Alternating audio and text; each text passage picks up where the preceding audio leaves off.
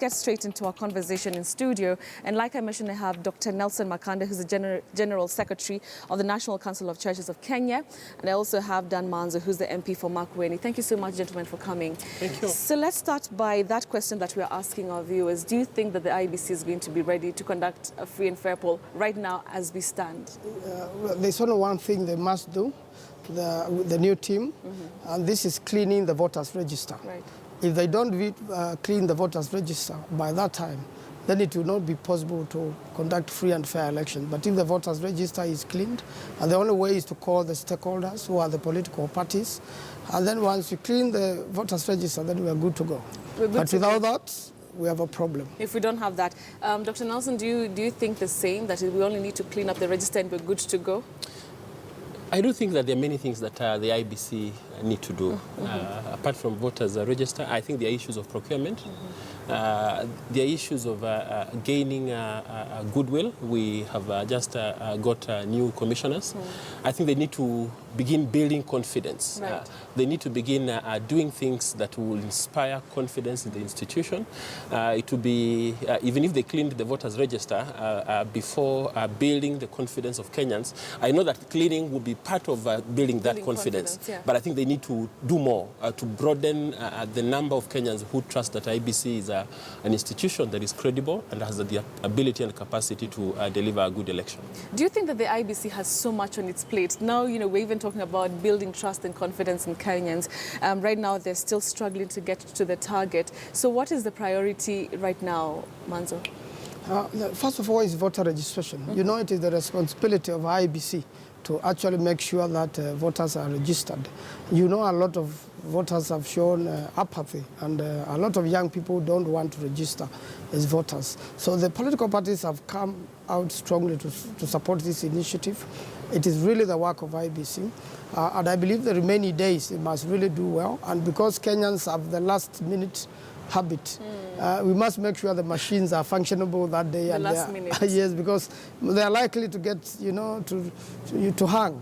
And the moment they hang, then the voters will be stranded on a queue. So we really want to encourage Kenyans to come out in large numbers early enough so that we don't all go and queue on January 14th. We must really come out this weekend. Employers who are keeping potential voters to be registered, it's only fair they release them so that they give them a chance. Because a lot of people are tied up in private businesses so that the private companies are not releasing them. So, and those who are free on this Sunday, because IEBC operational every day, they should be there to register as voters. And I believe while we give unto Caesar what belongs to Caesar and to God what belongs to God, let the churches also accommodate somewhere outside the church. Right. While worshippers are living, they can be able to register as voters. Because I've toured around and I've seen IEBC person hidden somewhere in a corner, and there's a church full the other side, and the worshippers just pass by. Somebody could just be reminded just by seeing the voter register there, and the person registering, and they could just go with the ID and register. So, but is it a matter of people not knowing where to register, or is it about voter apathy? Do you think people have lost hope in this whole process because they say we vote, but still my life remains the same, if not worse? Perhaps I think that therein lies the work for IEBC. I think IEBC ought to have come out clearly and done a proper voter education, because it appears that the voters out there, yes, they're being mobilized, but they're being mobilized by politicians, and politicians are only mobilizing them. And particularly this season round, it's been mobilization based on tribes. Which tribe will vote for who, and so they haven't offered a credible reason why people who have been in Kenya since we began voting, and they haven't seen any change, and so they are feeling it isn't sufficient. But that's also the responsibility of the church to educate? I do think that the church has a responsibility. We have been doing our bit as the church. Most of the pulpits and the last 3 weeks have been used to communicate the very fact that it's important for them to participate in elections. But young people out there are disillusioned. They're wondering, what does it help me? You heard out there people saying, why are you asking us to vote and we have no water, we have no food?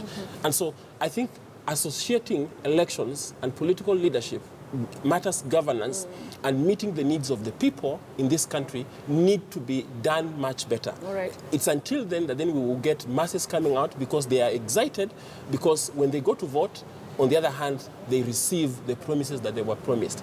But nevertheless, I think it would be nice to say that IEBC have a task on their hand, voter education. They need to finish matters procurement. And the way they have handled procurement in the past has attracted a lot of court battles and litigation. They need to ask themselves, what is it that we are not doing right? Is it that litigants are just excited to go to court, or there are things that they are missing? If there are missteps, the 181 days are very few to bring in extra missteps. And talking about the numbers being very few, CORD and Jubilee, in the last couple of days have come out to, bring issues and complain about, issues to do with the voter registration exercise. As late as Friday, Jubilee was saying that the BVR kits or IEBC favored CORD strongholds or something like that. And CORD, just a few days ago, they're also raising issues that there are foreigners coming into the country to register. I mean, so there's so many issues really that the IEBC is expected to handle. Manzo, from where you sit, should they block this noise from, you politicians and move on forward? I think IEBC collects information from the political parties and the politicians, because these are their stakeholders. So IEBC needs to be alert and comply with as many things as possible Kenyans expect, so that everybody perceives that the election is free and fair, because that confidence is very important. Without it, then IEBC is in trouble. Kenyans are not likely to accept an election which is obviously rigged.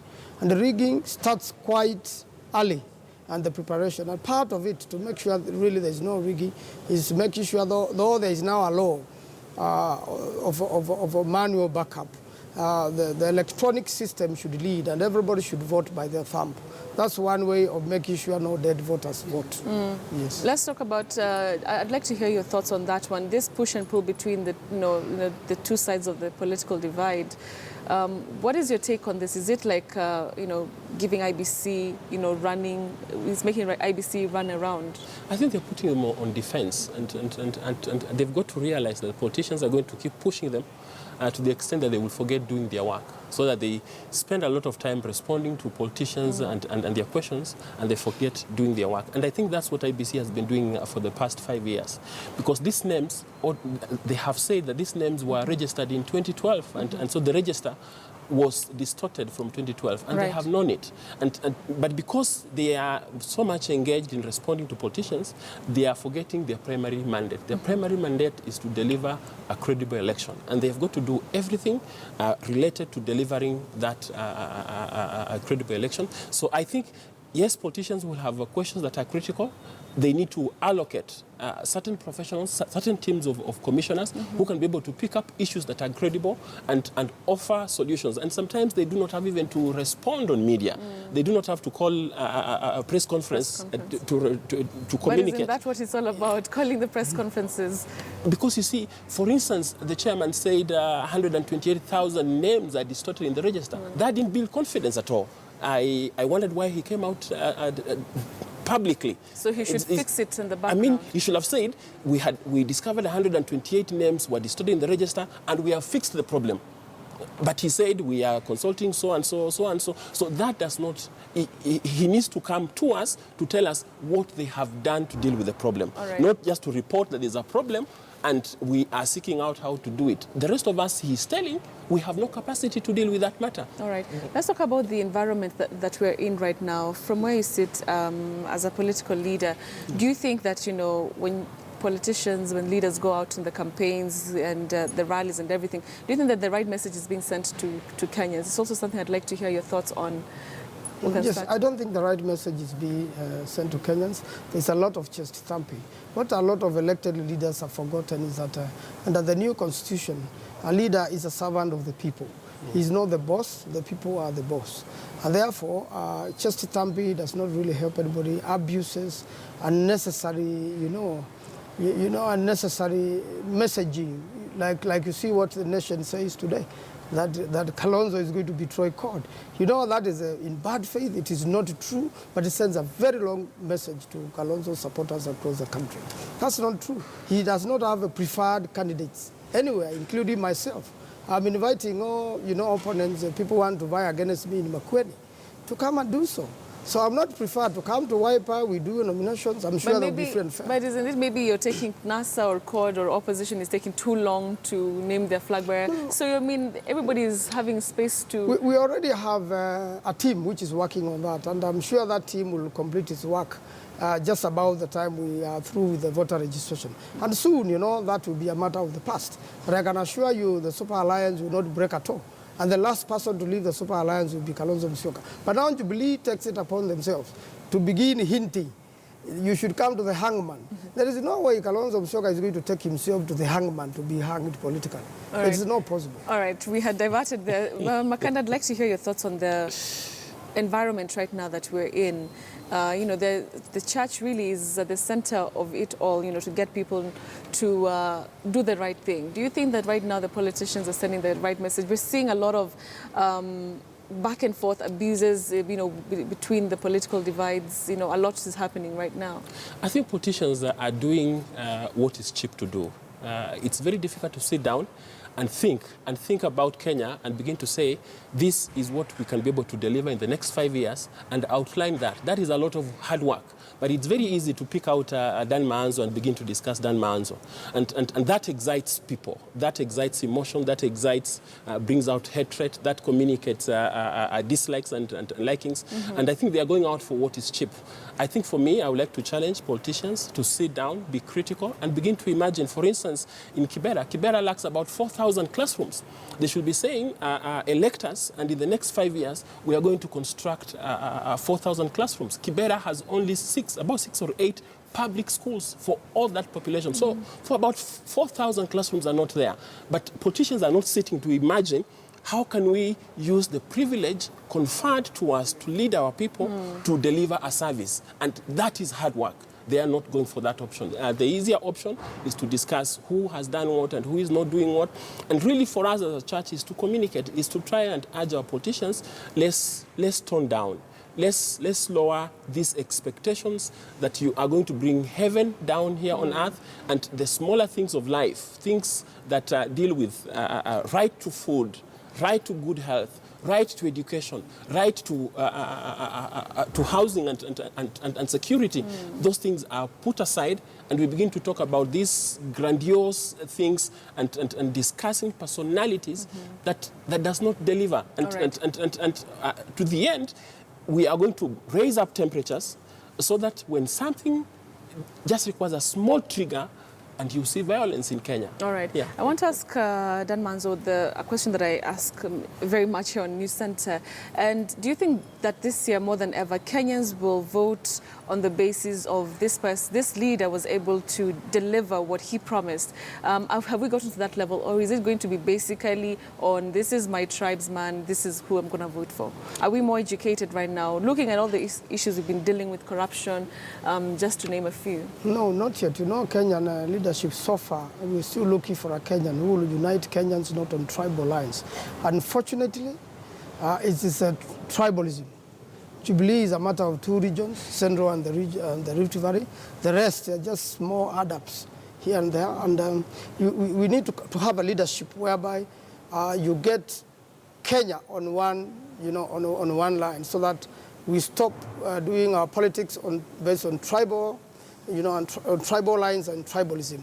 We need a Kenyan who can unite Kenyans, not because of their tribe, just like the case in Tanzania and many other parts of the world. So it can be done, and the young generation like us, we look forward to a day there will be no tribalism in Kenya. It's the biggest killer, of the country than anything else. We must really do away with tribalism. That's what generates corruption and a poor service to Kenyans. Kenya is a very rich country. If its resources were managed properly and we did not politic on the wrong lines, then we'll be looking for a better nation. All right. Finally, Dr. Makanda, what do you have to say about, do you think the Kenyans now, not even looking at the leaders, are educated to do the right thing and to vote for the right person, not really based on the tribal affiliation? I think Kenyans are informed by the past. and the past hasn't been very good. And so Kenyans want to vote as a reaction to what their past experience. And to the extent that their past experience hasn't been positive, hasn't been one that brings in every Kenyan, has been one that communicates that if you have the presidency in your region or in your tribe, then you gain more. And so it's hard work. It's hard work to change, to shift that mindset. We almost got there in 2002, but the NAC government bungled it. And so we are looking forward for a new rebirth of this country. I do hope that particularly the middle-class Kenyans will rise above this thing called ethnicity. Because as much as we regret and we don't like it, I still discover that all other people who are educated in this country seem to run back to ethnicity and ethnocentrism and just perpetuate same evils that they talk about so negatively. And so for us is to ask that as much as we have had a bad past, we have had leadership that has not taken Kenya as a nation. Right. I think it is possible. We have an opportunity to go out there and seek out who are the leaders that are offering themselves, who have the capacity, who have the heart, who have the integrity, who have the mind, who have the resolution to actually deliver a united Kenya to us. Thank you so much for your sentiments. Thank you. Dr. Nelson Makanda, he's the General Secretary of the National Deputy General Secretary. Deputy General Secretary of the National Council of Churches. Thank you so much. And Dan Manzo, who's a Member of Parliament for Makueni.